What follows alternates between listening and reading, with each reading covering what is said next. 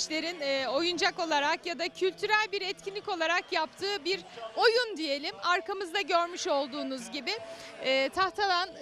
tahterevallenin bir değişik olanı ve gençlerimiz şu anda gıncırakla oynuyorlar. Merhaba. Merhabalar, hoş geldiniz. Hoş bulduk. Gıncırak Yörük kültüründe farklı bir yere sahip bir oyun aracı değil mi? Evet, kesinlikle katılıyorum. Önceden Yörükler göçebe hayat yaşadıkları için yerleşik hayatta bulunmuyorlar. Bu yüzden de sabit parklar değil de böyle portatif kurulabilir, götürdükleri her yere götürebilecek oyuncakları tercih ediyorlar. Bu gıncırak da oradan geliyor aslında. Sesini de duymuşsunuzdur zaten. Gıcır gıcır Gıcır bir gıcır ses. çıkarıyor. Bize de büyüklerimiz bu şekilde aktardı.